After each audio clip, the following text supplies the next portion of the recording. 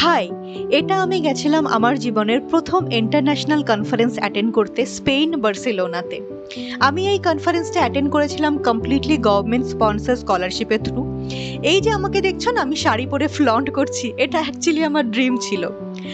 শাড়ির প্রতি ভালোবাসাটা অনেক ছোটবেলা থেকেই, হয়তোবা বাঙালি হওয়ার কারণে কিংবা বাড়িতে মায়েদের এত বেশি শাড়িতে দেখেছি যে শাড়ির সাথে খুবভাবে জড়িয়ে গেছি। তাই প্রথম যখন ডিসাইড করেছিলাম যে আমি এই কনফারেন্সটা অ্যাটেন্ড করতে যাব, আমার প্রথম কাজ ছিল একটা ভালো প্রিন্টের শাড়ি খুঁজে বের করা।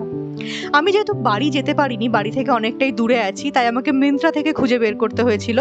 অনেক কষ্ট করে আমি একটা হালকা প্রিন্টের, যেটা দেখতে একাডেমিকের মতোও লাগবে আবার ভালোও লাগবে, সেরকম শাড়ি খুঁজে পেয়েছিলাম। আমি যখন প্রথম দিন এই শাড়িটা পরে ওয়েলকাম সেরিমনিতে গেছিলাম, তোমরা বিশ্বাস করবে না, প্রচুর লোক কমপ্লিমেন্ট দিয়েছে। বাট সারপ্রাইজ ছিল পরের দিন যখন আমি অন্য একটা ড্রেসে গেছিলাম, ওখানকার কিছু যারা এক্সপার্ট ছিল বা বাইরে থেকে যারা এসেছিল ডেলিগেট, তাদের সাথে আমি যখন ইন্টারাক্ট করছিলাম, তারা আমাকে বলল, আরে তুমি কালকে শাড়ি পরে এসেছিলে না? তোমরা বিশ্বাস করবে না, এই কথাটা শুনে আমার কতটা ভালো লেগেছে। এই জন্য নয় যে আমার শাড়িকে কমপ্লিমেন্ট দিচ্ছে, এই জন্য যে আমি তাদেরকে বোঝাতে পেরেছি যে এই শাড়িটা আমাদের কালচারের সাথে কতটা জড়িত। এর সাথে আমিও একটু আন্ডার কনফিডেন্ট ছিলাম, যেহেতু প্রথমবার ইন্টারন্যাশনাল প্ল্যাটফর্মে যাচ্ছি।